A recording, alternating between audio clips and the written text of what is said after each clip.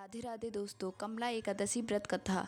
एक समय की बात है, प्राचीन भारत में एक पुण्यशाली नगर में एक ब्राह्मण परिवार रहता था।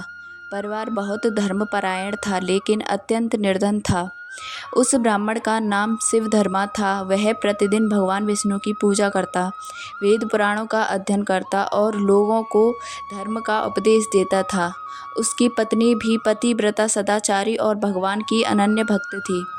दोनों पति पत्नी ईश्वर भक्ति में लगे रहते थे, परंतु घर में इतनी गरीबी थी कि कई बार भोजन तक नसीब नहीं होता था। फटे पुराने वस्त्र पहनकर वे अपना जीवन व्यतीत करते थे। फिर भी उन्होंने कभी भगवान पर से विश्वास नहीं खोया। एक दिन ब्राह्मण ने अपनी पत्नी से कहा, मैं किसी दूसरे नगर में जाकर आजीविका का प्रयास करता हूँ, शायद भगवान मेरी कोई राह खोल दें। पत्नी ने कहा, स्वामी, जो भी करें भगवान विष्णु का स्मरण करते हुए करें, वही हमारे पालनहार हैं। भगवान का नाम लेकर ब्राह्मण यात्रा पर निकल पड़ा। कई दिनों तक वह जंगलों, पहाड़ों और गांवों से होकर चलता रहा। रास्ते में उसे एक सुंदर आश्रम दिखाई दिया।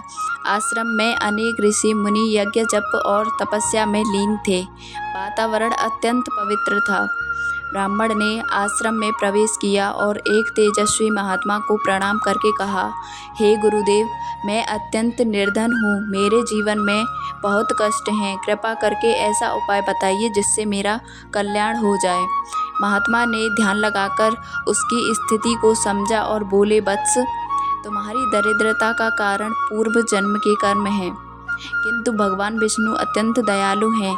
यदि तुम श्रद्धा और भक्ति से कमला एकादशी का व्रत करोगे तो माता लक्ष्मी और भगवान विष्णु की कृपा से तुम्हारे सभी कष्ट दूर हो जाएंगे। ब्राह्मण ने विनम्रता से पूछा, गुरुदेव, कृपा इस व्रत का महत्व और विधि बताइए। महात्मा बोले, कमला एकादशी अत्यंत पवित्र व्रत है। यह माता लक्ष्मी को प्रिय है। इस दिन उपवास, भगवान विष्णु का पूजन, भजन, कीर्तन और रात्रि जागरण करने से मनुष्य के पाप नष्ट होते हैं और उसे सुख, समृद्धि तथा मोक्ष की प्राप्ति होती है। ब्राह्मण ने उसी समय संकल्प लिया कि वह पूरी श्रद्धा से कमला एकादशी का व्रत करेगा। कुछ दिनों बाद कमला एकादशी का शुभ दिन आया। ब्राह्मण ने प्रातःकाल नदी में स्नान किया, स्वच्छ वस्त्र धारण किए और भगवान विष्णु तथा माता लक्ष्मी का पूजन किया। पूरे दिन उसने अन्न ग्रहण नहीं किया। वह ओम नमो भगवते वासुदेवाय मंत्र का जाप करता रहा। रात्रि में उसने दीपक जलाकर भगवान के भजन गाए और जागरण किया। उसका मन पूरी तरह भगवान की भक्ति में डूब गया। उसकी सच्ची भक्ति और श्रद्धा देखकर माता लक्ष्मी अत्यंत प्रसन्न हुई। आधी रात के समय माता लक्ष्मी दिव्य स्वरूप में उसके सामने प्रकट हुई। उनका स्वरूप करोड़ों सूर्यों के समान तेजस्वी था। उनके हाथों से स्वर्ण कमलों की वर्षा हो रही थी। माता ने कहा, वत्स, मैं तुम्हारी भक्ति और कमला एकादशी व्रत से अत्यंत प्रसन्न हूँ, वर मांगो। ब्राह्मण ने हाथ जोड़कर कहा, हे माँ, मुझे धन संपत्ति नहीं चाहिए, बस इतना आशीर्वाद दीजिए कि मेरे परिवार का जीवन सुखपूर्वक बीते और मैं सदैव भगवान विष्णु की भक्ति करता रहूं। माता लक्ष्मी उसकी विनम्रता से और भी प्रसन्न हुई।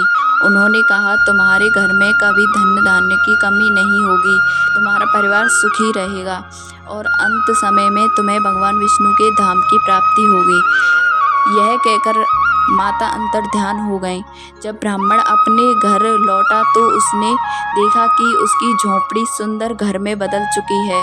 घर में अन्न, वस्त्र और आवश्यक वस्तुओं की कोई कमी नहीं थी। उसकी पत्नी भी यह देखकर आश्चर्यचकित और आनंदित हो गई। दोनों पति पत्नी ने समझ लिया कि यह सब कमला एकादशी व्रत और भगवान विष्णु, माता लक्ष्मी की कृपा का फल है। इसके बाद वे और अधिक श्रद्धा से भगवान की भक्ति करने लगे। उन्होंने अपनी संपत्ति का उपयोग दान, सेवा और धर्म कार्यों में किया। समय बीतता गया, उनका जीवन सुख, शांति और समृद्धि से भर गया। अंत में